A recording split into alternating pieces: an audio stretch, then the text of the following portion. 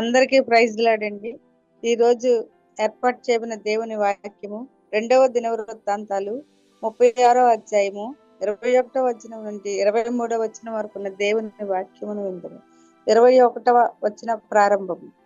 యిర్మీయా ద్వారా పలకబడిన యెహోవా మాట నెరవేరుటకై విశ్రాంతి దినములను దేశం అనుభవించే వరకు ఇది సంభవించెను. దేశము పాడుగానున్న 70 సంవత్సరముల కాలము అది విశ్రాంతి దినములను అనుభవించెను. పారసీక దేశపు రాజైన కోరెషు ఏలుబడి యందు మొదటి సంవత్సరమున యిర్మీయా ద్వారా పలకబడిన తన వాక్యమును నెరవేర్చుటకై యెహోవా పారసీక దేశపు రాజైన కోరెషు మనసును ప్రేరేపింపగా అతడు తన రాజ్యమంతటను చాటించి వ్రాతమూలముగా ఇట్లు ప్రకటన చేయించెను. పారసీకపు దేశపు రాజైన కోరెషు ఆజ్ఞాపించినదేమనగా, ఆకాశమందలి దేవుడైన యెహోవా లోకమందున్న సకల జనములను నా వశము చేసి యూదా దేశమందున యెరూషలేములో తనకు మందిరమును కట్టించుమని నాకు ఆజ్ఞ ఇచ్చి ఉన్నాడు. కావున మీలో ఎవరు ఆయన జనులై ఉన్నారో వారు బయలుదేరవచ్చును. వారి దేవుడైన యెహోవా వారికి తోడుగా నుండును గాక. Amen. Praise the Lord. Right. మరి ప్రభునందు ప్రియులారా, మరి ప్రాముఖ్యమైన సమయంలో క్రీస్తు మనము సంఘము అనే ఈ సిరీస్లో భాగంగా మిమ్మల్ని అందరినీ మరలా కలుసుకోవడం మరి నాకు ఆనందాన్ని ఇస్తున్నటువంటి విషయము. ఆ విధంగా కృపను చూపిన దేవాదేవునికి నేను వందనాలు తెలియజేసుకుంటున్నాను. మరి నా జీవితంలో ఆధ్యాత్మిక దిశగా, అలాగే towards my gospel mission and ఈ సిరీస్కి సంబంధించి మరి ఎంతోమంది మరి ప్రత్యక్షంగా కానీ పరోక్షంగా కానీ వివిధ రూపేణ మరి నాకు సహాయకరంగా, ప్రోత్సాహకరంగా, ఆదరణకరంగా, ఆశీర్వాదకరంగా, మరి కొంతమంది ఇన్స్పిరేషన్ గాను, మోటివేషన్ గాను ఉన్నారు. మరి వారందరికీ కూడా నేను ప్రభు పేరిట మరి వందనాలు తెలియజేసుకుంటా ఉన్నాను. మరి ఈ సిరీస్కి సంబంధించి కూడా మరి ఎంతోమంది యొక్క కంట్రిబ్యూషన్, ఇందాక చెప్పినట్టు that contribution can be in any of the form. మరి దాన్ని ఆధారం చేసుకుంటూ, అలాగే మరి ప్రభు కృపను ఆధారం చేసుకుంటూ మరి ముందుకు సాగే ప్రయత్నం చేస్తూ ఉన్నాము. కాబట్టి ఆ విధంగా తోడ్పడిన వారందరికీ ప్రభు పేరిట కృతజ్ఞతలు తెలుపుతూనే, మరి వారందరినీ ఆ విధంగా ఎనేబుల్ చేసింది, నడిపించింది ప్రభువే కాబట్టి, ఆల్సో వారిని నా వైపుకో లేదా నన్ను వారి వైపుకో డ్రైవ్ చేస్తుంది ప్రభువే కాబట్టి, నేను ప్రభువునకు మరలా మరలా మరలా మరలా నేను నా స్థుతి చెల్లించుకుంటా ఉన్నాను. So my dear friends, welcome to the 4th session లేదా 4th episode in the series called క్రీస్తు మనము సంఘము. మరి దానిలో మొదటి టాపిక్గా ద డివైన్ ప్లాన్ యాక్షన్స్ బ్లెస్సింగ్స్ని చూస్తూ ఉన్నాము. మరి దానికి సంబంధించి కూడా ఇది 4th సెషన్ లేదా 4th ఎపిసోడ్ అండి. మరి ఇక్కడ నా తరపున ఒక చిన్న రిక్వెస్ట్ లేదా రిమైండర్ లేదా డిస్క్లైమర్ ఏంటంటే, మనం చూస్తున్న ఈ కథ, ఇక ముందు చూడబోయే కథ, టైం లైన్, ఈవెంట్స్, ఇన్ఫర్మేషన్ అంతా కూడా రిక్వైర్డ్ అండ్ రెలవెంట్ అండి. వాటి డాట్స్ని కనెక్ట్ చేసుకుంటూ వెళ్ళి మనం ఆ లెన్స్తో రేపొద్దున ఎఫిషియన్స్ 1, 2, 3 చాప్టర్స్ని చదివినప్పుడు ఒక మంచి అనుభూతి మనకు కలుగుతుంది. స్క్రీన్ ప్లే భాషలో దీన్ని పే ఆఫ్ అంటారనమాట. అంటే ముందు ఒకటి ఎస్టాబ్లిష్ చేసి అది అక్కడ ఎందుకు జరిగిందో ఇది ఇక్కడ చెప్తున్నప్పుడు ఓహో అలాగా అని ఒక మంచి అనుభూతి కలగడం అనమాట. కాబట్టి kindly bear with me till we reach efficiency. And ఇందాక చెప్పినట్టు అది చక్కని అనుభూతిని మనకి ఇవ్వబోతా ఉండింది అనమాట. మరి క్విక్ రికాప్కి వెళ్ళే ముందు మరి ఇందాక మొన్న చెప్పినట్టుగానే మరి నా యూట్యూబ్ ఛానల్ జేఆర్జే గాస్పెల్ సాంగ్స్లో మరి ఈ లింక్ను ఇదే శీర్షికన, అంటే మన స్క్రీన్ రికార్డింగ్ ఎనేబుల్ అయ్యింది దేవుని కృప వల్ల, మరి రికార్డ్ చేసుకుంటున్నాము. మరి రికార్డ్ చేయబడిన వీడియోస్ని ఇదే శీర్షికన నేను అప్లోడ్ చేస్తున్నాను. ప్రధాన ఉద్దేశాలు ఏమిటంటే, రాలేకపోయిన బిడ్డలు చూసుకోవడానికి, మరి మనం at any point of time refer చేసుకోవడానికి, ఇతరులకు పంచుకోవడానికి ఆ ఉద్దేశాలతో మాత్రం ఇది అప్లోడ్ చేయబడతా ఉండింది. ఇందాక మొన్న చెప్పినట్టు మరి అనువైన సమయం చూసుకుని ఆయన మరి లింక్స్ మీతో పంచుకుంటారు. సో మేబీ ఒక క్విక్ రిక్వెస్ట్ ఏంటంటే, ఇఫ్ పాసిబుల్ మీరు సబ్స్క్రైబ్ చేసుకుంటే మీ ఫోన్స్కే డైరెక్ట్గా నోటిఫికేషన్స్ వస్తాయి. ఇఫ్ నాట్ మొన్న ఎలాగో మీతో షేర్ చేసుకుంటారు కాబట్టి no problem at all right. మరి క్విక్ రికాప్ని నేను కొంచెం ఫాస్ట్ ఫార్వర్డ్ మోడ్లో వెళ్తానండి. మరి మనము ఎఫెస్ పట్టణం గురించిన మరి చారిత్రాత్మక ఆధారాలతో కూడిన విర్చువల్ టూర్ చూసాము. ఎఫ్ఎస్సి పత్రికను వచ్చినటువంటి విషయాలను, ట్రివియాని, అలాగే మరి ఉన్న వాద ప్రతివాదనలను ఇటు స్క్రిప్చర్ సహాయంతోనూ అటు బైబిల్ స్క్రిప్ట్ సహాయంతోనూ పరిశీలన చేశాము. ఆ తర్వాత పౌలు రచనా శైలిని పరిశీలన చేశాము. మరి మనకి పౌలు ఎవరంటే ఏమని చెప్తాము? దేవుని చిత్తము వలన క్రీస్తు యేసు అపోస్తలుడైన పౌలు అని మరి మనం చెప్తాం.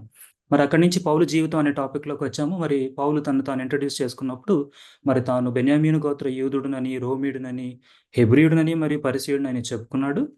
మరి ఆ పదాలకు సంబంధించిన బ్యాక్గ్రౌండ్ తెలుసుకుంటూనే కథలో ఉంటున్నాం మనము. ఇందాక చెప్పినట్టు ఎవ్రీథింగ్ ఈజ్ రెలవెంట్ అండి.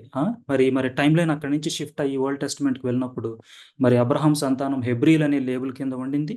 మరి అతని మనవడు ఇజ్రాయేలు లేదా యాకోబుకు 12 మంది బిడ్డలు, వారు 12 గోత్రాలుగా మరి వారు ఉన్నారు.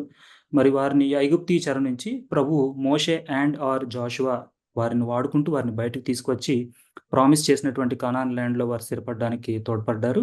మరి అక్కడ వారు ఇజ్రాయేలీయులుగా పిలువబడుతూ 12 ట్రైబ్స్ ఆఫ్ ఇజ్రాయెల్గా మరి ఏర్పడ్డారు. ఆ తర్వాత వారు మరి న్యాయాధిపతుల కాలంలో కొంతకాలం ఉన్న తర్వాత రాజు కావాలి అని కోరుకున్నప్పుడు మరి ప్రభువునకు అది నచ్చకపోయినప్పటికీ మరి వారి నిర్ణయం ప్రకారం మరి మొదటగా సౌలుని అభిషేకించి వారికి రాజుగా చేశాడు. మరి సౌలు తర్వాత దావీదు తర్వాత అతని కుమారుడైన సొలొమోను ఉన్నారు. మరి సొలొమోను మరి అతని టైంలో మరి మందిరాన్ని, దేవునికి అతి సౌందర్యవంతమైన మందిరాన్ని కట్టించడం మనం చూసాం. మరి అట్లీస్ట్ సొలొమోన్ టైం వరకు కూడా మరి యునైటెడ్ కింగ్డమ్ ఆఫ్ ఇజ్రాయెల్గా ఉండింది. మరి ఆ తర్వాత డిఫరెంట్ రాజులుగా వెళ్ళారు. అయితే వీళ్ళందరి టైం పీరియడ్లోనూ అటు వాళ్ళ జీవితాల్లోనూ ఇటు ఇజ్రాయేలీల జీవితాల్లోనూ వచ్చిన మార్పులు, అటు వారి విశ్వాస జీవితంలో కానీ, భక్తి శ్రద్ధల విషయంలో కానీ, ఇతరత్ర విషయంలో మరి వాళ్ళ జీవితాల్లో వచ్చిన మార్పులు చివరికి ఎటువంటి పరిస్థితికి దారితీశాయంటే ఇజ్రాయేల్ యొక్క పతనానికి దారితీశాయి. మరి ప్రభువు కూడా మరి వారిని శత్రువులకు అప్పగించాడు. అంటే డైరెక్ట్గా ఏం అప్పగించలేదు, కానీ మరి ఆయన ప్రవక్తల ద్వారా వారిని వార్నింగ్ చేశాడు. కానీ మరి చేయి దాటిపోయిన బిడ్డల మాదిరి వారు ప్రవర్తించినట్టుగా మనం చూసాం. అండ్ దెన్ మరి చూసాం బెన్యామీను, యూదా గోత్రం వారు southern kingdom called Judah, and the other 10 tribes వాళ్ళు ఇజ్రాయేల్గా మరి విడిపోయారు.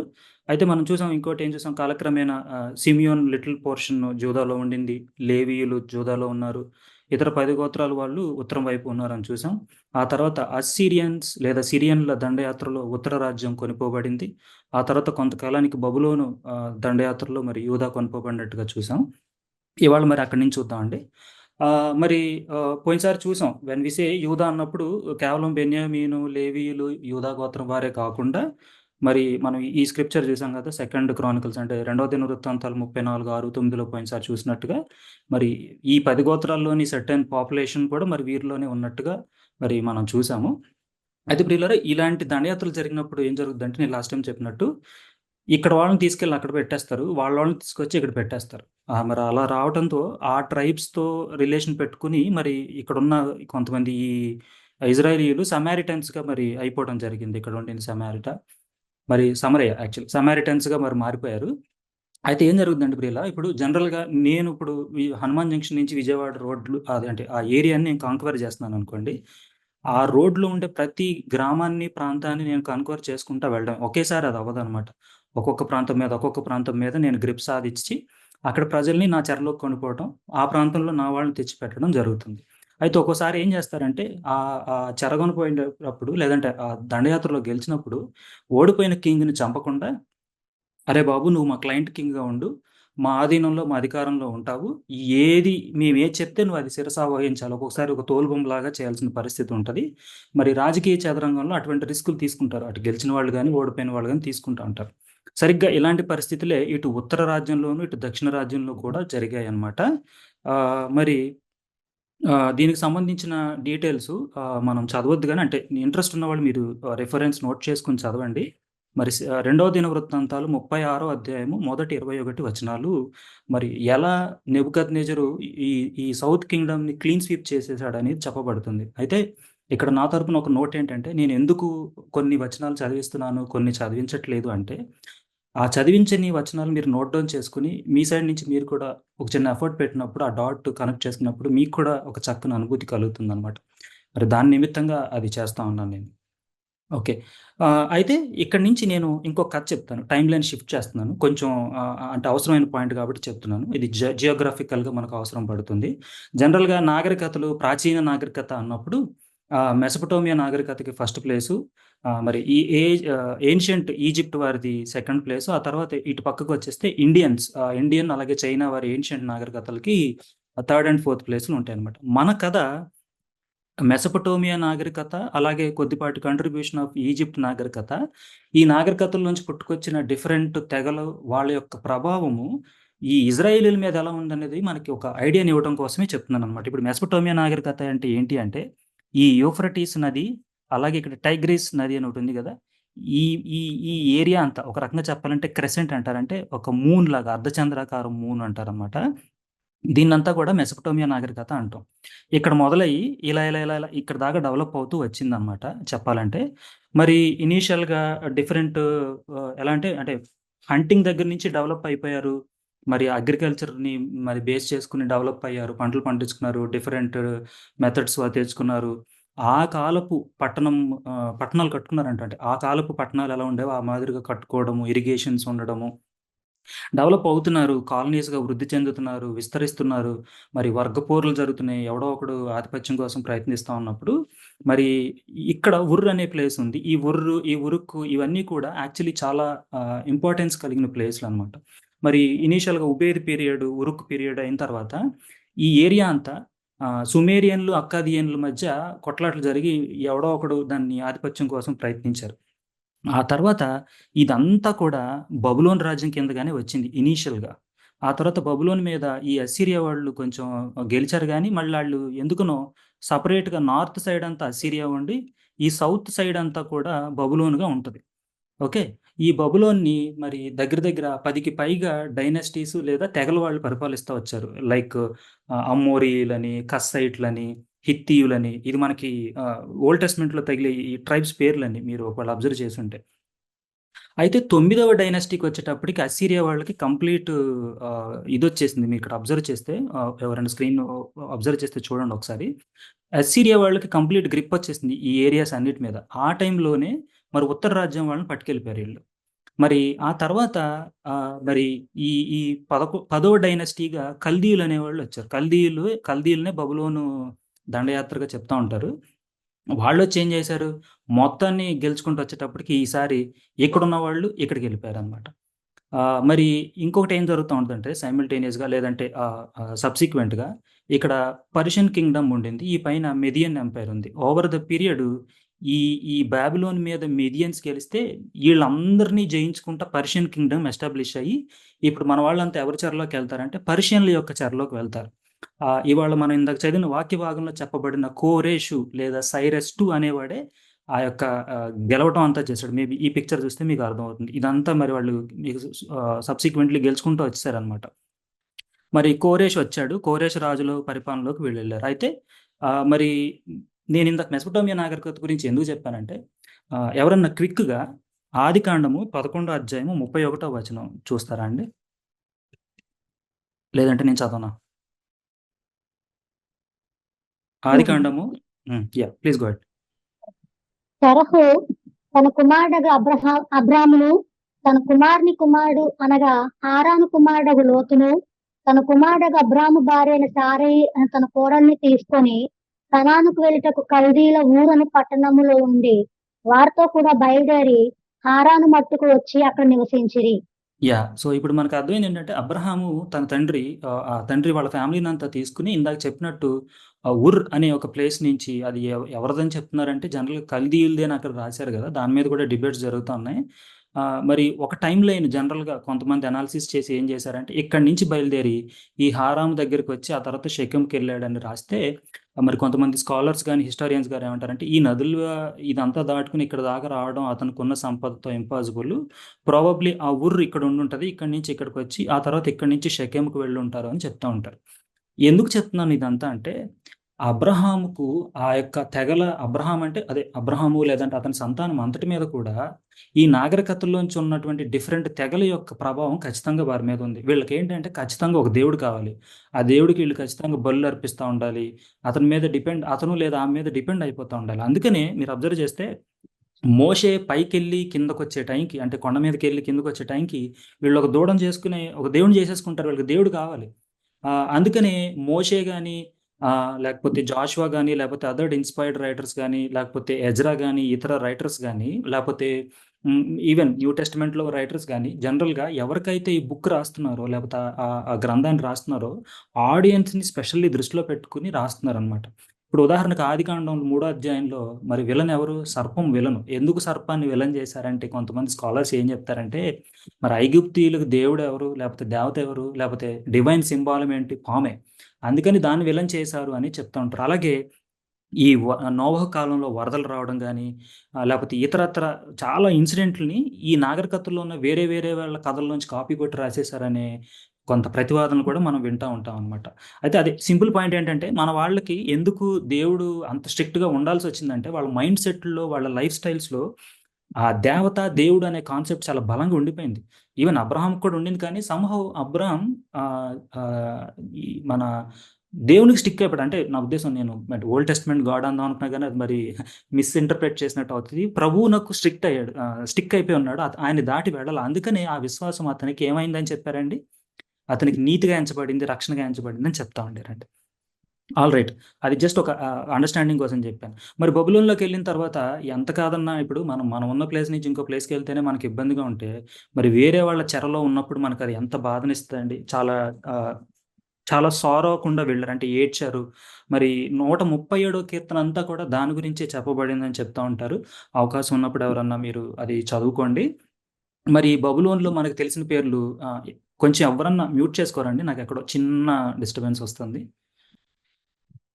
మరి బబులోన్లో మనకు తెలిసిన పేర్లు నెబుకద్నెజరు. మరి నెబుకద్నెజర్ టైంలో ఎవరున్నారంటే దానియేలు ఉన్నాడు. మరి దానియేలుని దేవుడు ఎత్తిపెట్టాడు, అక్కడ చక్కని పొజిషన్లో పెట్టాడు. మరి కళల యొక్క వివరాలు చెప్పగలిగేవాడుగా మరి దానియేలు ఉన్నాడు. మరి నెబుకద్నెజర్ తర్వాత అతని కొడుకు ఏం చేశాడంటే, ఇక్కడ ఇంకొక చిన్న నోట్ ఏంటంటే, దానియేలు గ్రంథంలో కానీ, ఎజ్రా గ్రంథంలో కానీ, నెహమ్యా గ్రంథంలో కానీ చెప్పబడిన రాజుల పేర్లు యాక్యురేట్ కింగ్ నేమ్స్ కావు. వాళ్ళ యొక్క ఏమంటారు సెకండ్ నేమ్స్ అన్నమాట. అంటే లేకపోతే వాళ్ళకి ఇవ్వబడిన టైటిల్స్ని చెప్పారు, కానీ ఎగ్జాక్ట్ కింగ్ నేమ్స్ కాదు అని చెప్పి కొంతమంది బైబిల్ స్కాలర్స్ మరి వాళ్ళు ఆ యొక్క కంపారిజన్ చేస్తూ ఉంటారు. సో అందుకే నేను పేర్లుగా వెళ్ళను, కానీ కథగా మాత్రమే ముందుకు తీసుకువెళ్తాను నేను. నెబుకద్నెజర్ తర్వాత మరి నెబుకద్నెజర్ విషయంలో కొన్ని ఇన్సిడెంట్లు జరిగాయి. అవంతా కూడా మీరు దానియేలు గ్రంథం చదవండి. నేను అవకాశం ఉన్నప్పుడు మరలా, అంటే బాబిలోన్లో అసలు ఎగ్జాక్ట్గా ఏం జరిగిందో తెలుసుకునే ఒక సపరేట్ టాపిక్ నేను తీసుకున్నప్పుడు ఆ డీటెయిల్స్ అన్నీ కూడా నేను మీతో పంచుకుంటాను. మరి బబులోన్ రాజు కొడుకు మరి ఏం చేశాడంటే, ఈ ఈ దేవాలయపు పాత్రలు ఏవైతే తెస్తే అందులో వీళ్ళు మందుపాటి చేసుకుని తాగేస్తే ఆ నైటు ప్రభు యొక్క హస్తం గోడ మీద మినీ తెకేల్ ఉఫార్ సిన్ అని రాసిందంట. వెంటనే వీళ్ళు దానియేలుని పిలిపించుకుని, బాబు ఏంటి దాని అర్థం అంటే, సింపుల్గా చెప్పాలంటే నీ చాప్టర్ క్లోజు అని చెప్పడం. ఆ రాత్రికి అతను చచ్చిపోవడం, అతని మీదకి ఈ మిదానీయులు గెలవటం, ఆ తర్వాత సబ్సిక్వెంట్లీ ఈ పర్షియన్స్ ఈ మిదాని గెలుచుకుని ఇదిగో ఈ ఏరియాని అంతా కన్క్వర్ చేసుకుంటంతో మన వాళ్ళు ఎవరి కిందకు వెళ్ళారంటే పర్షియన్స్ కిందకు వెళ్ళారు. అయితే బబులోన్ రాజ్యంలోకి వెళ్ళిన తర్వాత మరి ఇక్కడ కూడా వాద ప్రతివాదనలు ఉన్నాయి. మేబీ మోస్ట్ అనుకోవచ్చు, లేకపోతే to A greater amount of population మరి దేవుని వైపు తిరిగినట్టుగాను, మరి మరి వాక్యం చదువుకోవడము, మరి అంటే మన దేవుని దాటి వేరే దేవుడి వైపు వెళ్లకుండా ఉన్నారని కొంతమంది చెప్తే, లేదండి వాళ్ళకి అది బై డిఫాల్ట్ వాళ్ళ బ్రెయిన్స్లో ఉండిపోయింది కాబట్టి కొంతమంది వైదొలిగిపోయారు అని చెప్తూ ఉంటారు. అయితే అయి ఉండొచ్చు, ఎందుకంటే ఇప్పుడు వేరే వాళ్ళ దగ్గరికి వెళ్ళినప్పుడు వాడు రూల్ పాటించాలి, వాడు మనల్ని చంపేస్తానని బెదిరిస్తూ ఉన్నప్పుడు మనుషులుగా మనం తప్పిపోయే ప్రమాదం ఉంది. ఇప్పుడు షడ్రకు మిషకు అబేద్నగోముల్ని మరి ఇఫ్ యు సీ నెబుకద్నెజరు మరి ఆ బబులోన్లో ఉన్నప్పుడు అగ్నిగుండంలో వేయిస్తాడు, ఆ ప్రతిముక్కు లేకపోతే తన ప్రతిముక్కు మొక్కలేదని. And same thing happens when Persians ఆధీనంలోకి వెళ్ళినప్పుడు కూడా, నువ్వు నా ప్రతిమకు మొక్కాలని పర్షియన్ కింగ్ అంటే నేను మొక్కనంటే దావీదుని క్షమించాలి దానియేలుని ఎక్కడేశారండి, సింహాల బోన్లో వేశారు. సో ఇలాంటి పరిస్థితులు గుండా వెళ్ళినప్పుడు ఒక్కోసారి మన విశ్వాసానికి పరీక్షలు ఎదురవుతూ ఉంటాయి. అందులోని వీళ్ళకి ఆ నాగరికత ప్రభావాలు, ఆ భయాందోళనల నుంచి ఎప్పుడూ కంటిన్యూస్గా వీళ్ళు దేనికొక దానికి ఇదవుతూనే ఉన్నారు కదా. సో అవి కూడా మరి కీ రోల్ ప్లే చేశాయి అన్నమాట.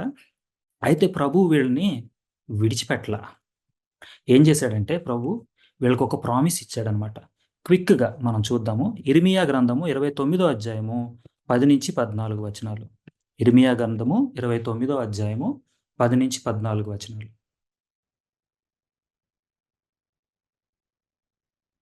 ఇర్మియా గ్రంథము 29 అధ్యాయము 10-14 వచనాలు. యెహోవా ఈ ఆజ్ఞ ఇచ్చుచున్నాడు, బబులోను రాజ్యమునకు 70 సంవత్సరములు గతించిన తరువాతనే మిమ్మల్ని గూర్చి నేను పలికిన శుభవార్త నెరవేర్చి ఈ స్థలమునకు మిమ్మల్ని తిరిగి రప్పించినట్లు నేను మిమ్మల్ని దర్శించును. నేను మిమ్మల్ని గూర్చి ఉద్దేశించిన సంగతులు నేను ఎరుగుదును. రాబో కాలమందు మీకు నిరీక్షణ కలుగునట్లుగా అవి సమాధానకరమైన ఉద్దేశములే కాని హానికరమైనవి కావు. ఇదే యెహోవా వాక్కు. మీరు నాకు మొర్రపెట్టుదురేని, మీరు నాకు ప్రార్థన చేయొచ్చు ఒత్తురేమి, నేను మీ మనవి ఆలకింతును. మీరు నన్ను వెదకని ఎళ్ళ, పూర్ణ మనసుతో నన్ను గూర్చి విచారణ చేయని ఎళ్ళ మీరు నన్ను కనుగొందురు, నన్ను నేను మీకు కనపరుచుకొందును. ఇదే యెహోవా వాక్కు. నేను మిమ్మల్ని చెరలో నుండి రప్పించదను, నేను మిమ్మల్ని చెరపట్టి ఏ జనులలోనికి ఏ స్థలములలోనికి మిమ్మల్ని తోలివేసి తినో ఆ జనులందరిలో నుండి ఆ స్థలములన్నిటిలో నుండి మిమ్మల్ని సమకూర్చి రప్పించదను. ఇదే యెహోవా వాక్కు. చదవనండి ఇంకా.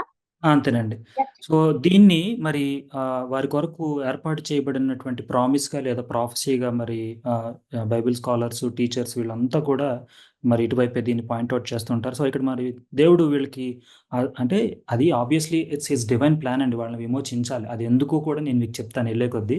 సో, ఆయన ఆ యొక్క విధంగా ఆ ఈవెంట్స్‌ని చక్కగా ఆ కోర్స్ ఆఫ్ యాక్షన్‌ని డిజైన్ చేసుకుంటా, దానికి అనుగుణంగా ఎవడెవడు రావాలో ఆ వ్యక్తుల్ని నిలబెట్టుకుంటా, ఆయన పని ఆయన చేసుకుంటూ వెళ్ళిపోతా ఉన్నాడు. మరి మనం ఇవాళ చదివిన స్క్రిప్చరు 2 దినవృత్తాంతాలు 36 అధ్యాయము 21, 23లో కూడా ఉంది. చదవదులెండి, నేను ఒకసారి చూపిస్తాను మీకు. ఏముంటుంది? ఇర్మియా ద్వారా పలకబడినట్టుగా మీరు 70 సంవత్సరముల కాలము వరకు మీకిది జరుగుతుంది. పారసీకపు దేశపు రాజైన కోరేషు ఏలుబడినందు మీరు మరి మీ కొరకు ఒక ఆజ్ఞ ఇవ్వబడుతుందనేది ఇక్కడ మరి ఎజ్రానే రాస్తున్నాడు ఇదంతా కూడా. అంటే వాళ్ళకి ఖచ్చితంగా తెలియాలి. వాళ్ళు రేపు చదువుకుంటున్నప్పుడు మా దేవుడు మాకు ఇర్మియా ప్రవక్త ద్వారా మాకు ఇవన్నీ చేయించాడని ఆ ఆడియన్స్‌కి ఖచ్చితంగా ఇది రిజిస్టర్ అవ్వాలని మరి ఆ రైటర్స్ దే ఆర్ ట్రైయింగ్ అనమాట. మరి ఇందాక మనం చూసాం కదా! పర్షియన్ కింగ్డమ్‌ని ఎస్టాబ్లిష్ చేసింది సైరస్ II లేదా కోరెషు అని అన్నాం కదా! మరి ఈ కోరేషుని గురించి కూడా ప్రామిస్ ఏం చెప్తున్నాడంటే అనదర్ ప్రాఫెసీ యెషయా గ్రంథంలో కూడా ఉంటుంది. చిన్నది చూద్దాము. యెషయా గ్రంథము 44వ అధ్యాయము 28వ వచనం అండి. 44:28. మీరు యెషయా. గో ఒక్కొక్కడి భయపడుడి. పూర్వకాలము నుండి నేను నీకు ఆ సంగతి వినిపించి తెలియజేయలేదా? మీరే నాకు సాక్షులు. నేను తప్ప వేరొక దేవుడున్నాడా? నేను తప్ప ఆశ్రయదుర్గం ఏదియూ లేదు. ఉన్నట్టు నేనెరుగను. విగ్రహం 44 అండి. క్షమించాలి. 44:28 అదే చెప్పానా ఇందాక నేను? 25, 28. 44:28 అండి. 28. 28. హ్మ్. కోరెషుతో నా హ్మ్. మంద కాపరి నా చిత్తమంతయు నెరవేర్చువాడా అని చెప్పువాడు నేనే. హ్మ్. యెరూషలేముతో నీవు కట్టబడదువనియు హ్మ్. దేవాలయమునకు పునాది వేయబడుననియు నేను చెప్పుచున్నాను. మరి మనం చూసాం కదా! సొలొమోన్ టైమ్‌లో ఉన్నట్టే ఆ యొక్క దేవాలయాన్ని బబులోను వారు కూల్చేస్తే ఇక్కడ ఏం చెప్తున్నాడు? మీరు కడుదురు, పునాది వేయబడుదురు అని వాళ్ళకి ప్రామిస్ ఇచ్చినట్టుగా మనం చూస్తున్నాము. సో, ఆ చెప్పినట్టుగానే కోరేష్‌ని దేవుడు ఎనేబుల్ చేయడం ద్వారా అతను ఏం చేస్తాడంటే ఒక కైండ్ ఆఫ్ జీవో లాగా పాస్ చేస్తాడు. ఏం చేస్తాడంటే ఆ అబ్బాయిలు మీరు మీరు మీరెళ్ళిపోండి. మీ ప్లేస్‌కెళ్ళిపోండి. మీ దగ్గర నుంచి తెచ్చినవన్నీ మీకు ఇచ్చేస్తాము. మా తరపు నుంచి మేము కొంత సాయం చేస్తాం. మీ వోళ్ళు కూడా కొంతమంది ఇక్కడి నుంచి మీకు సాయం చేస్తా ఉంటారు. మీకు ఎవడు అడ్డం రాకూడదు అని ఒక జీవో పాస్ చేసి వీళ్ళని పంపిస్తాడనమాట. మరి మనం క్విక్‌గా ఎజ్రా గ్రంథము మొదటి అధ్యాయము మొదటి 7 వచనాలు చూద్దామండి. కొద్దిగా క్విక్‌గా చూద్దాం. ఎజ్రా గ్రంథము 1వ అధ్యాయము. పారసీక దేశపు రాజైన కోరెషు ఏలుబడిలో హ్మ్. మొదటి సంవత్సరమందు ఇర్మియా ద్వారా పలుకబడిన తన వాక్యమును నెరవేర్చుటకై యెహోవా పారసీక దేశపు రాజైన కోరెషు మనస్సును ప్రేరేపింపగా అతడు తన రాజ్యమందంతటా చాటింపు వేయించి వ్రాతపూర్వకముగా ఇట్లు ప్రకటన చేయించెను. పారసీక దేశపు రాజైన కోరెషు ఆజ్ఞాపించినదేమనగా, ఆకాశమంతటి దేవుడైన యెహోవా లోకమందున్న సకల జనములను నా వశము చేసి యూదా దేశమందున్న యెరూషలేములో తనకు మందిరము కట్టించుమని నాకు ఆజ్ఞ ఇచ్చి ఉన్నాడు. కావున మీలో ఎవరు ఆయన జనులై ఉన్నారో వారు యూదా దేశమందున్న యెరూషలేమునకు బయలుదేరి యెరూషలేములో దేవుని మందిరమును అనగా ఇశ్రాయేలీయుల దేవుడైన యెహోవా మందిరము కట్టవలెను. వారి దేవుడు వారికి తోడై ఉండును గాక. మరియు యెరూషలేములో నుండి దేవుని మందిరము కట్టించుటకై స్వేచ్ఛార్పణను కాక ఆయా స్థలములలోని వారు తమ యొద్ద నివసించు వారికి వెండి బంగారములను వస్తువులను పశువులను ఇచ్చి సహాయము చేయవలనని ఆజ్ఞాపించెను. అప్పుడు యూదా పెద్దలను బెన్యామీనీయుల పెద్దలను యాజకులను లేవీయులను ఎవరెవరి మనస్సును దేవుడు ప్రేరేపించెనో వారందరూ వారితో కూడుకొని వచ్చి యెరూషలేములో ఉండు యెహోవా మందిరము కట్టుటకు ప్రయాణమైరి. మరియు వారి చుట్టూనున్న వారందరూ స్వేచ్ఛగా అర్పించినవి కాక వెండి ఉపకరణములను బంగారును పశువులను ప్రశస్తమైన వస్తువులను ఇచ్చి వారికి సహాయం చేసిరి. మరియు నెబుకద్నెజరు యెరూషలేములో నుండి తీసుకొని వచ్చి తన దేవతల యొక్క గుడి అందుంచిన యెహోవా మందిరపు ఉపకరణములను రాజైన కోరెషు బయటికి తెప్పించెను. సో దట్స్ ఎ బిగ్ ఇది గాని బట్ మీకు అర్థమై ఉంటది. So he has passed a GO అండి. సో ఆ జీవోని బేస్ చేసుకొని మరి 4 డిఫరెంట్ పీరియడ్‌లో 4 దఫాలుగా ఇక్కడి నుంచి వీరంతా తమ ప్రాంతానికి తిరిగి వెళ్తారండి. అయితే మరి ఇలా తిరిగి వెళ్ళిన వీళ్ళందరినీ మనము యూదులుగా పిలవటం ప్రారంభించారనమాట.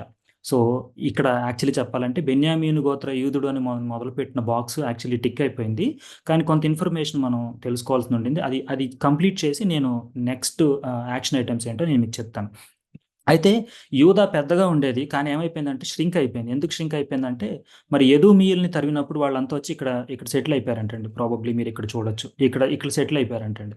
అలా అయిపోవడంతో వీళ్ళకి చిన్న ప్రాంతం అయిపోయింది. బట్ 4 దఫాలుగా వీళ్ళంతా మరి బ్యాక్‌కొచ్చేసారు. మరి వాళ్ళందరినీ మరి ఇక్కడ జే అంటే వై అనే ప్రొనౌన్సియేషన్ కింద వస్తది కాబట్టి యూదైట్స్ యూదులుగా మరి కాలక్రమేణా అది మరి probably England or US people అనుకుంటా జేఈడబ్ల్యూ జ్యూస్ అని వాళ్ళు పిలవటం అంటే ఆ టర్మ్స్ ఇచ్చినట్టుగా చెప్తా ఉంటారు. మరి యూదులుగా వీళ్ళు వచ్చేసారు. అయితే ఈ ఎదోమీయులు అంటే ఎవరు బైబిల్ ప్రకారం మరి యాకోబు యొక్క అన్న ఏసావు, యాకోబు అన్నే కదా! ఏసావు యొక్క తరం వారే ఎదోమీయులుగా మరి మనం చూస్తా ఉంటాం. మరి ముందు దినాల్లో మనము చూడబోయే స్టోరీలో ఇందులో నుంచి ఒక కింగ్ వీళ్ళ మీదకి వస్తున్నాడు. అలాగే ప్రభువు దావీదునకు ప్రామిస్ చేశాడు ఒక కింగ్ గురించి. ఆ కింగ్ మరి ఇందులోంచి వస్తుంటే మరి వీళ్ళిద్దరి మధ్య ఎలాంటి నాటకీయ పరిణామాలు చోటు చేసుకోబోతున్నాయి మనం ముందు చూడబోతూ ఉంటాం. అయితే మరి ఇక్కడ 3 పేర్లు చెప్పాను కానీ యాక్చువల్లీ 4 అని చెప్తారు. ఒకటి షేష్ బజ్జరు, 2 జెరుబ్బాబేలు, 3 ఎజ్రా, 4 నెహెమ్యా. అయితే దీనికి అంతటికి ముందు ఏం జరుగుతుందంటే దానియేలు అది మరి 75 సంవత్సరాలని చెప్పాడు కదా దేవుడని చెప్పి ఆ ప్రామిస్‌ని ఎత్తిపెట్టి మరి అతను మరి చాలా బలంగా ప్రార్థన చేసినప్పుడు మరి ప్రభు యొక్క దూత అతనికి ప్రత్యక్షమయ్యి మరి తర్వాతి టైంలో జరగబో ప్రొఫెసీ అంతా అతనికి వినిపిస్తుంది. ఆ తర్వాత మరి వీళ్ళంతా కూడా కలెక్టివ్‌గా మరి ఎఫర్ట్స్ పెట్టారు. ఆ ప్రార్థన చేసి ఎత్తిపట్టి ప్రార్థన చేసి మరి ఆ యొక్క ఈవెంట్స్ ఒక్కొక్కటిగా చోటు చేసేసుకుంటా ఉన్నాయి. మరి షేష్ బబ్జరే, జెరుబ్బాబేలు అని కొంతమంది అంటారు కానీ బట్ మరి ఎజ్రా, నెహెమ్యాలు చదివితే గనక 2 పేర్లు వినిపిస్తా ఉంటాయి. సో, నలుగురు అని అంటారనమాట. మరి యెరుబ్బయలు లేదా షేష్ బబ్రి వీళ్ళొచ్చిన తర్వాత మరి టెంపుల్‌కి ఏదైతే కూల్చివేయబడిందో మరి దాని ఆనవాళ్ల అవశేషాలు మరి పట్టి దాని ప్లాన్ తీసుకొని బ్లూ ప్రింట్ లాగా చేసుకొని మరలా అక్కడ దేవాలయాన్ని కట్టడానికి పునాది రాయి వేసినప్పుడు మరి ఎంతో ఘోరంగా విలపిస్తే ఆ ఏడుపునకు వినపడి వీళ్ళంతా వచ్చారు. ఎవరు అప్పుడు సమరిటన్స్ ఉన్నారు కదా! వాళ్ళు వచ్చారనమాట. వచ్చి మేము కూడా మీతో చేతులు కలుపుతాం, మేము కూడా మందిరం కడతాం అంటే, చిచ్చి మీతో మేము కట్టేది అంటే అవతలకు పోండి అంటే వీళ్ళకి ఒళ్ళు మండి వీళ్ళని అసలు మందిరం కట్టకుండా అనేక రకాలుగా మరి డిస్కరేజ్ చేసినట్టుగా మరి మీరు చదవండి. మీకు ఇంట్రెస్టింగ్‌గా అనిపిస్తది. ఎజ్రా, నెహెమ్యా గ్రంథాలు మీరు ఒకసారి చదవండి. అంటే ఆ బుక్స్ చదవండి. మరి అలా డిసప్పాయింట్ అయిపోతున్న టైంలో మరి ప్రభువు హగ్గయి, జకరియా ప్రవక్తల్ని వాడుకొని మరి ఎప్పటికప్పుడు ఆ ప్రొఫెసీలు ఇస్తూ మరి తినని ఎంకరేజ్ చేశాడు. అలాగే collective effort from Zerubbabel, Sheshbazzar, Ezra, Nehemiah అలాగే మరి బ్యాచ్‌లు వైస్‌గా వస్తున్నారు కదా! అంటే ఆ ఉండిపోయిన వారు కూడా వీరికి సహాయపడుతున్నారు. అలా అందరూ ఒక కలెక్టివ్ ఎఫర్ట్‌గా మరి పనిచేస్తే దాదాపు 15-20 ఏళ్ల మధ్యలో మరి టెంపుల్‌ని ఏదో ఒక రకంగా మరి వాళ్ళు కట్టేసుకున్నారు. కట్టేసుకుంటే వాళ్ళకి ఒకలాంటి బాధ, ఒకలాంటి అవమానం కలిగిందంటే ఏంటికని? మరి ఫస్ట్ నుంచి దేవుడు వీళ్ళ మధ్య ప్రత్యక్షంగా ఉంటున్నాడు. ప్రత్యక్ష గుడారంలో ఉన్నాడు. మరి సొలొమోన్ టెంపుల్‌లో దివ్య మందసం ఉన్నింది. మరి వీళ్ళ దగ్గరకొచ్చేటప్పటికి అది లేదు. అందుకని బాధపడినట్టుగానో, అవమానపడినట్టుగానో ఉండింది. మరి ఆ తర్వాత కొన్నేళ్లకి ఎజ్రా వచ్చాడండి. ఎజ్రా వచ్చి తనతో పాటు కొంతమందిని తీసుకొస్తే ఏమైందంటే ఈళ్ళు మళ్ళీ తిరిగిపోయారు. తిరిగిపోయి ఈ అన్ని జనులని, స్త్రీలను పెళ్లి చేసేసుకుంటే ఈయనకి పాపం చాలా బాధొచ్చేసి కన్నీరు గార్చి ప్రార్థన చేసి ఆళ్ళందరిని పిలిపిచ్చి, ఆళ్ళ క్లాస్ పీకి, మోటివేషన్ ఇచ్చి, ఇన్‌స్పైరేషన్ ఇచ్చి, ఏంట్రా మీరు చేసే పనేంటి? అసలు మనకి ఎక్కడి నుంచి ఎక్కడికొచ్చాం అని వాళ్ళని మరి మోటివేట్ చేసి, మరి మళ్ళీ ఆయనేం చేశాడంటే, అరే మనకు ధర్మశాస్త్రం ఉండింది. అలాగే ప్రభువు వాక్యాన్ని మనం చదువుతున్నాం గదా! అదంతా మళ్ళీ మనం ఫస్ట్ నుంచి మొదలుపెడదాం. ఆల్రెడీ ఉండిందే మనం మొదలుపెడదాం అని చెప్పి, మరి తోరా అనగా మోషే రాసిన ఫస్ట్ 5 బుక్స్ మన బైబిల్‌లో ఉండే ఫస్ట్ 5 బుక్స్‌ని వాళ్ళకదే హెబ్రూ బైబిల్ ఇనీషియల్‌గా. అదే వారికి లా. మరి తనేం చేశాడంటే, దాన్ని అరామిక్ భాష అంటే అప్పుడు ఆ భాష ఎక్కువగా మాట్లాడుతుండటంతో అరామిక్ భాషలోకి తను మరి అనువదించాడని చెప్తా ఉంటారు. ఎజ్రాతో పాటు సబ్సిక్వెంట్ లేకపోతే కాంటెంపరరీ స్క్రైబ్స్ చేశారు. అయితే ఇక్కడ కొన్ని వాద ప్రతివాదనలు ఏంటంటే, ఎజ్రా అరామిక్ భాషలో చేసేటప్పుడంట కొన్ని వచనాల్ని రీఫ్రేజ్ చేశాడంట. అంటే ఫర్ ఎగ్జాంపుల్ నాకు రిఫరెన్స్ గుర్తు రావట్లేదు కానీ, అబ్రహాము ఎదుట దేవుడు నిలిచానంటే ఏంటి అబ్రహాం ఏమన్నా పెద్దోడా? కాదు. దేవుని ఎదుట అబ్రహాం నిలిచాడంటే దేవుడు పెద్దోడు, అబ్రహాం చిన్నోడు అని అంటే దేవుణ్ణి చాలా అంటే సింపుల్గా చెప్పాలంటే దేవుడిని దేవుడిగా చేసి చూపించటం, అంటే వాళ్ళ మైండ్ సెట్లను దృష్టిలో పెట్టుకుని అలా రాశాడని. నాట్ ఓన్లీ ఎజ్రా, ఈ ఆథర్స్ అంతా కూడా ఇది చాలా దృష్టిలో పెట్టుకుని రాశారని చెప్తా ఉంటారు. అందుకే బైబిల్ కాంటెక్స్చువల్ అని అంటూ ఉంటారు మనకి. ఇంకొక ప్రతివాదన ఏంటంటే, లేదండి మొత్తం స్టోరీ మార్చి పడేశాడు. ఆ పురాతన నాగరికతల గురించి మీకు ఇందాక చెప్పాను కదా! అదే తెగల వాళ్ళంతా ఉన్నారు కదా! మెసొపొటేమియా అదంతా కదా! వాళ్ళల్లో కథలు, ఫోక్‌లోర్స్ అవన్నీ కాపీ కొట్టేసి ఇందులో పెట్టేశాడండి అని మరి వాద ప్రతివాదనలు చేస్తా ఉంటారు. బట్ ఏదైతేనేమి మరి వీళ్ళందరినీ మళ్ళా ఆ మోషే ధర్మశాస్త్రం ఫాలో అయ్యేలాగా, వాక్యంలో నిలబడేలాగా వీళ్ళందరినీ మరి రీఫార్మ్ చేశాడు. మరలా ఆ తర్వాత కొంతకాలానికి నెహెమ్యా వచ్చాడు. మరి నెహెమ్యా రాజు దగ్గర కప్ బేరర్, అంటే రాజునకు మందు పోసేవాడు, అంటే నమ్మదగినవాడు. మరి అతను తప్ప ఇంకెవడు మందు పోయడానికి వీల్లేదు. ఇంకా చెప్పాలంటే అతనే టేస్ట్ చేసి మరి ఇవ్వాలి. అంటే చచ్చిపోకుండా రాజు ఏమన్నా కలిపారేమో అన్నట్టుగా. మరి రాజు దగ్గర పర్మిషన్ తీసుకొని, అంటే రాజులు మారుతున్నారండి. టైం మారే కొద్దీ రాజులు మారుతున్నారండి. మరి రాజు దగ్గర పర్మిషన్ తీసుకొని వెనక్కొచ్చి మరి తనతో పాటు కొంతమందిని తీసుకొచ్చి ఆ యొక్క మందిరం చుట్టూ ఉన్నటువంటి గోడల్ని మరలా తిరిగి లేపాడు. అయితే ఈ మధ్యలో ఏం జరిగిందంటే ప్రియులారా, ఇక్కడ ఈ ఫస్ట్ పీరియడ్‌లో వీళ్ళంతా రాజుకి కూడా ప్రెషర్ ఇచ్చేసారు. మీ దేవుడిని, మన దేవుడిని కాదని వాళ్ళ దేవుడిని ఎవరినో పూజిస్తున్నాడు. అది ఎలా పాసిబుల్ అంటే, రాజు వీళ్ళకి ఒక లేఖ రాశాడు. ఎలా కడతార్రా మీరు నా పర్మిషన్ లేకుండా అంటే, అయ్యా మరి మీరు ఒకసారి మీ పాత ఆర్డర్స్‌ని తెప్పించండి. రాజైన కోరేష్ గారు రాశారు. మరి అందులో ఉంది అన్నప్పుడు మేబీ నేను క్విక్‌గా చూపిస్తాను మీకు టైం దృష్టిలో పెట్టుకొని. ఎజ్రా 6వ అధ్యాయము, మీరు ఇంట్రెస్ట్ ఉన్నోళ్ళు ఒక్కసారి కైండ్లీ మీరు నోట్ డౌన్ చేసుకోండి. 6వ అధ్యాయము దగ్గర దగ్గర 1 నుంచి 12 వచనాలు చదివితే మీకు అర్థమవుతుంది. ఇప్పుడు చూడండి, ఇక్కడ నేను క్విక్‌గా చదువుతాను. మరి రాజైన దర్యావేషు ఆజ్ఞ ఇవ్వడంతో బబులోనులో ఖజానాలో దస్తావేజు కొట్టులో వాళ్ళు వెతికారంట. ఆ ఆర్డర్ కోసం వెతికినప్పుడు ఒక గ్రంథంలో దొరికింది. అందులో రాయబడి ఉండింది. రాజైన కోరేష్ ఇచ్చిన జీవో వాళ్ళకి దొరికింది. దొరికినప్పుడు అది చదివినప్పుడు వెంటనే దర్యావేష అనుకున్నాడు, ఆయన ఇచ్చిన ఆర్డర్ నేను మార్చేదేముంది, నేను మార్చను, నేను మళ్ళీ పాస్ చేస్తున్నానని పాస్ చేసి, ఆ అబ్బాయిలు మీరు కట్టుకోండి, మీకు ఎవడు అడ్డం రావడానికి వీల్లేదు, మీకు అందరూ ఇస్తారు. ఒకవేళ ఎవడన్నా అడ్డగిస్తే వాడిని నేను ఉరి తీసేస్తాను, వాడి ఇల్లు పెంటరాసి చేయబడునని. ఒకవేళ రాజులే జనులే అడ్డొస్తే దేవుడే వారిని ఏమని రాస్తున్నాడు ఇక్కడ, చెయ్యి చాపిన ఎడల తన నామమును అక్కడ ఉంచిన దేవుడు వారిని నశింపజేయును అని చెప్పి మళ్ళీ ఆయన ఒక జీవో పాస్ చేశాడనమాట. ఏది ఈ ఫస్ట్ పీరియడ్‌లో.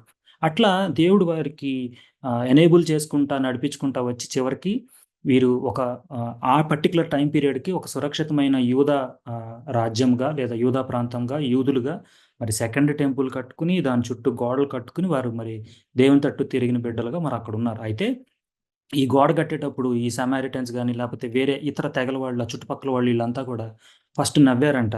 ఆ తర్వాత వాళ్ళకి భయం వచ్చేసిందంట. అమ్మో! మనం గెలవలేమేమో వీళ్ళని అని. మరి నాశనం చేద్దామని ట్రై చేసిన దేవుడు వారిని ఆ విధంగా చేయనీయకుండా ఆప్ చేశాడని చెప్పబడతా ఉంది.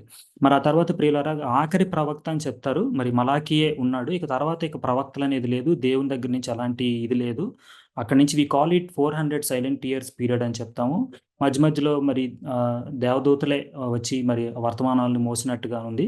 ఈ 400 టన్నెల్ సైలెంట్ ఇయర్స్ టన్నెల్ ఎక్కడికి దారితీస్తుందంటే, మరి యేసుక్రీస్తు కాలంనకు దారితీస్తుంది. అక్కడ ఇక ప్రవక్తగా మరి బాప్తిస్మం ఇచ్చే యోహాను మాత్రమే మనకు తగులుతాడు. సో నేను మరి ఇవాళ ఇక్కడితో ముగించేస్తాను. ముగించే ముందు 2 యాక్షన్ ఐటెమ్స్ ఉన్నాయి. So kindly allow me 2 more minutes and I'll conclude it. మరి ప్రియులారా, బెన్యామీను గోత్ర యూదుడు అనే బాక్స్ టిక్ అయిపోయింది. ఓకే. ఇంక మిగిలింది ఏంటి? రోమీయుడు, పరిసయ్యుడు. మరి యూదులుగా స్థిరపడిపోయిన వీళ్ళలోంచి పరిసయ్యుడు అనేవాడు ఎక్కడి నుంచి వచ్చాడు? మరి వాళ్ళకి ఆబ్జెక్టివ్స్ ఏంటి? వాళ్ళు ఏదైనా సంస్థకు పనిచేస్తున్నారా? చేస్తే వాళ్ళ ఆబ్జెక్టివ్‌లు ఏంటి? మరి ఇందాక ఇక్కడ నేను ఎదోమీయుల నుంచి ఒక రాజు వస్తున్నాడు అన్నాను. మరి ఆ రాజు ఏం చేశాడు? ఈ పరిసయ్యులకి వాళ్ళకి ఉన్న కనెక్షన్ ఏంటి? యూదులకి వాళ్ళకి ఉన్న కనెక్షన్ ఏంటి? మరి 400 టన్నుల్లోంచి ఎల్లగా రోమీయులు వస్తారు. రోమీయుడు అని పౌలు కూడా చెప్తున్నాడు. మరి పౌలు యూదుడైతే మరి రోమీయుడు ఎలా అయ్యాడు? మరి ఈళ్ళంతా ఈ ఈ ఈ kind of parallel stories or multiple stories అంతా కూడా ఒక ట్రాక్ ఎక్కి యేసుక్రీస్తు వచ్చే టైంకి వీళ్ళంతా చెప్పాలంటే అడ్డంకిగాను, అడ్డగోలుగాను మారతారు. అది మనం ఎల్లగా చూస్తాం. ఆయనకే కాదు, ఆయన తర్వాత ఆయన శిష్యులకు కూడా మరి వాళ్ళు అడ్డంకిగా, అడ్డగోలుగా మారటము. మరి ఇంకా విచిత్రమైన సంగతి ఏంటంటే, దేవుడు ఏ జనాంగాన్నైతే కాపాడి వాళ్ళ ద్వారా రక్షణ కార్యం అంటే తీసుకెళ్తున్నాడో, ఆ యూదులే రక్షణ కార్యానికి అడ్డంకిగా మారిపోవడం కథలో ప్లాట్ ట్విస్ట్ అన్నమాట. ఇలా జరగటం బట్టే పౌలు తను క్రీస్తు యేసు చిత్తం వలన క్షమించాలి, దేవుని చిత్తం వలన క్రీస్తు యేసు అపోస్తలుడని ఎందుకు అంటున్నాడో ఆ ప్లాట్ అక్కడ ఓపెన్ అవబోతుందన్నమాట. కాబట్టి అందుకే అంటున్నాను, everything is relevant, important. So kindly bear with me. రానున్న దినాల్లో మనం ఆ కథను చూసుకుంటా ఆ 2 బాక్సులు కవర్ చేస్తాం. పరిసయ్యుడు, రోమీయుడు, ఈ కనెక్షను అండ్ అది మనకి ఎక్కడికి దారితీస్తుందంటే అపోస్తలులు అనే పౌలు అనే టాపిక్‌లోకి వెళ్ళి అండ్ దెన్ ఆ లెన్స్‌తో ఎఫీసీయుల గ్రంథాన్ని చూడబోతా ఉన్నాం. అది యాక్షన్ ఐటెమ్ 1 అండి. దయతో మీరు సహకరించండి. ఇక చివరిగా ముగించే ముందు నేను మీకు చెప్పాలనుకుంటున్న మాటేంటంటే ప్రియులారా, ఏదో మిమ్మల్ని ఎమోషనల్ చేసేద్దామనో, లేకపోతే ఇక్కడ డ్రమటైజ్ చేసేద్దామనో, లేకపోతే ఇంకొకటో కాదు గానీ, మీరు ఎంతమంది నోటీస్ చేశారో నాకు తెలీదు గానీ, అట్‌లీస్ట్ ఫస్ట్ ఫ్యూ చాప్టర్స్ వదిలేస్తే అంటే అబ్రహాముని పట్టుకోవడము, అతనితో కోవెనెంట్ ఏర్పరచుకోవడము, మొజాయిక్ లా ఇవ్వడము, అటోన్మెంట్ టు కోవెనెంట్ టాపిక్స్ మినహాయిస్తే. ఎందుకంటే నేను అవి సెపరేట్ టాపిక్స్‌గా తీసుకుంటానని చెప్పాను కాబట్టి నేను అవి కవర్ చేయట్లేదు. అవి మినహాయిస్తే ఓల్డ్ టెస్ట్‌మెంట్‌లోని దాదాపుగా అన్ని అని నేను అనట్లేదు. దాదాపుగా అన్ని ఈవెంట్స్‌ని మనం కవర్ చేసాం. అయిపోయింది. ఓల్డ్ టెస్ట్‌మెంట్ అయిపోయింది. ఈ 400 సైలెంట్ ఇయర్స్‌లోంచి ఎళ్ళామంటే ఓపెన్ అయ్యి గేట్ ఎక్కడికెళ్తదంటే న్యూ టెస్ట్‌మెంట్‌లోకి ఎళ్తదనమాట. ఐయామ్ ష్యూర్ మన దాంట్లో మరి చాలామంది అనుభవజ్ఞులు, జ్ఞానవంతులు బైబిల్‌ని 1కి 10 సార్లు పైగా చదివినోళ్ళు కూడా డెఫినెట్‌లీ ఉండుంటారు. మరి మీకు అనిపించుండొచ్చు, అరే! మనం చదివిన పాయింట్‌ని ఈడు భలే టచ్ చేసాడనో, లేకపోతే కొత్తగా ఆవిష్కరించడమో, లేకపోతే కొత్తగా ఒక విషయం నేర్చుకున్నామని. అంటే what I'm trying to say, I'm turning this perspective towards God, not towards Rajesh or Munnanna or anybody. Simply towards God. మరి ఇది ఉపయోగకరంగా మీకు అనిపించిందా? ఆశీర్వాదకరంగా అని మీకు అనిపిస్తే why can't we take this moment and say thanks to Lord? అది మీరు ఎలా అని చెప్పండి. మీకు అభ్యంతరం లేకపోతే కెమెరాలు ఆన్ చేసుకొని హల్లెలూయా చెప్తారో, లేకపోతే చాట్ బాక్స్‌లో చెప్తారో, లేకపోతే మీకు మీరే ఇండివిడ్యువల్‌గా ఒక మూమెంట్ తీసుకొని చెప్తారో నాకు తెలీదు గానీ ప్రియులారా, take this moment and take this opportunity to say thanks. ఒక చిన్న ప్రార్థనతో నేను ముగిస్తాను. నా దేవ ప్రభువా, బలహీనుడినైన నా చేత మరి ఇక్కడి దాకా నడిపించావు. అంతవరకు నీకు స్తోత్రాలు, స్తుతి స్తోత్రాలు ప్రభువా. మరి నీ చిత్తమైతే ఈ కథను ఇలాగే నిరభ్యంతరంగా మరి చెప్పాలంటే నిరంతరాయంగా కంటిన్యూ చేయగలగడానికి మరి మాకు కృప చూపి, మరి నాయన ఇంకా మంచి విషయాలు తెలుసుకోవడానికి మాకు సహాయం చేయి. ఇటు అవకాశాన్ని బట్టి, ధన్యతను బట్టి నీకు నేను వందనాలు తెలియజేసుకుంటూ, మరి నీ కృప మా మీద నిత్యము నిలిచినట్లుగా, నీ నీ నీ ఆత్మ జ్ఞానము, ఆ వివేచన శక్తి మా మీద ఉన్నట్లుగా మాకు సహకరించమని, ఈ పరిచర్యకు తోడుగా ఉండమని నేను వేడుకుంటున్నాను తండ్రి. ఆమెన్. విత్ దట్ ప్రియులారా, ఐఎమ్ కన్క్లూడింగ్ టుడేస్ సెషన్.